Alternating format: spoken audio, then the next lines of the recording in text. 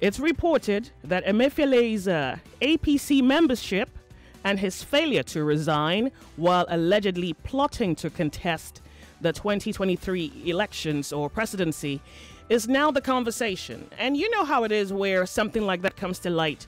Everyone has an opinion, and I haven't gotten your opinion yet. So, considering what we discussed yesterday, you can actually judge him differently. You can say, as a Nigerian with rights, he has a right to contest for office. But as a Nigerian who's a sitting governor of the CBN, he is supposed to be apolitical. And now that it would appear that he has an interest in politics, do you think, election materials should be with the CBN at this point? I have a problem with his, I feel there's some level of hypocrisy. He should come out straight. If you want to contest, come out straight and let the world know that you want to contest. Stop all these back and forth. That's number one. Number two, CBN is an institution. Emefiele is one man. There is a process whereby electoral materials are stored in CBN as an institution. The law cannot be changed because of one individual. In my opinion, Emefiele should leave that position as CBN governor. Number one, because he has indicated his interest as a political party member, which is already obvious. He has no business being the CBN governor because he's already compromised. The INEC should not be talking about changing the status quo because of an individual. The individual should leave, not changing it. Okay, if they are to change it, where are they going to put those materials? We are going to have to start looking for new locations to place those electoral materials. That shouldn't be so hard a search, because there are other institutions within the state that are equally as safe or competent where we can entrust election materials into. Yes, I understand that. But what I'm saying is, the CBN is an institution. You're not going into the business house. Okay. Okay. Now, I wanted to ask you a question, and this is to suggest that it's a consideration you haven't quite attempted, which is it possible that Emefiele, even though he has shown intentions, I'm going to be sharing his tweet in a moment, even though he's shown interest to some degree, is it possible that we cannot charge him with being, let's see now, being partial? Yeah, partial. The truth is, he might not be partial. He might just really have an interest, and if you say no to him, he can resume the innocence of being neutral. So I think partial is the word. We cannot charge him with partiality, can we? Yes, I agree with you. But what I'm saying is, for the fact that he has identified with a political party, I feel his business with CBN is done. An election is coming up next year. Yeah. If I'm right. Yeah.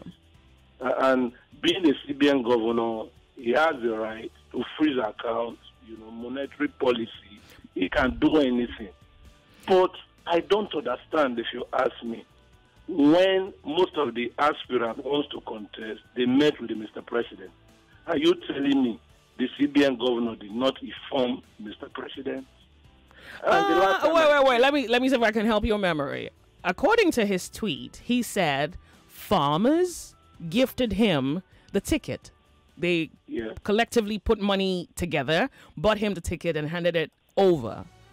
And then social media really went crazy with, well, who are these farmers on one hand? Is the CBN governor contesting for office? And I think a few days ago, he came out and put out a tweet saying, well, thanks to the farmers who bought me the ticket, but I have to pray to God to intervene in this decision. Yes. Yeah. So, no, I don't want to believe him, if you ask me. Do you think he's impartial? With due respect, Joyce. As a CBN governor, I expected the CBN governor to be working with Mr. President. I just want to say that the question of impartiality does not arise because it's already bipartisan. Or it can no longer be bipartisan. It's already partisan. It's already so joined you can't the police. trust that he hasn't been tainted with the possibility of favoritism. Isn't it possible that, you tell a child, take biscuit, and, the child, no, isn't it possible a child says, give me biscuit, and you say no, and the child is fine? Well, the truth of the matter is that that's the story we're hearing from them, and I take it with a pinch of salt. Yeah. This fellow knows that he's going to contest. He wants to contest. From his body language, which is the regular, terminology we use here, it's obvious that he wants to contest. Yeah. And so the question of impartiality does not arise. It cannot be impartial. It cannot. He cannot be a judge to be impartial. Yeah, he cannot be impartial. Yeah. It will tilt towards his own political party, and that is definite. So he's no longer qualified to render, that kind of service. So now, INEC normally would have electoral materials at the CBN office. So what do you think at this point? The gentleman should live there honorably in a more enlightened climate. That is exactly what we will uphold. He doesn't really need people to play with him. He has chosen to go into partisan politics. He leaves that place. There's what they call conflict of interest. Even before the CBN governor's issue with INEC, he has an issue with the banking institution. Did he have an issue, or the people had an issue with him and the banking system? He has an issue on both sides. Okay. That's what I'm referring to as conflict of interest. Okay. In this instance, it's not the general public that should be judging the CBN governor.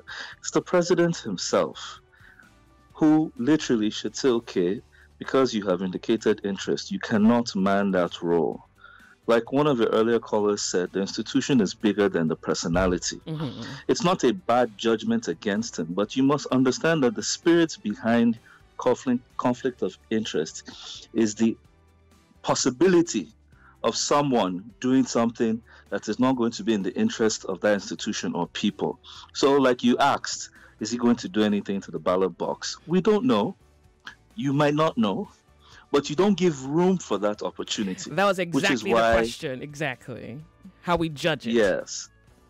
Yes. Which is why you, in best interest, you step down. It's a matter of character.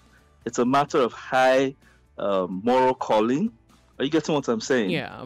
And I must tell you that it's a little bit beyond just the CBN governor. CBN governor is just one case.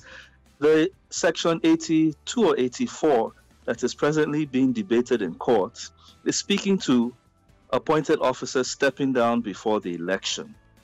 Even you don't need a court to interpret it. Anyone who is in a political office or an elected office, right? There's a tendency that he could choose, I said he could, or she could choose to compromise their position to be of influential advantage to that election. It is not debatable. It is what we know.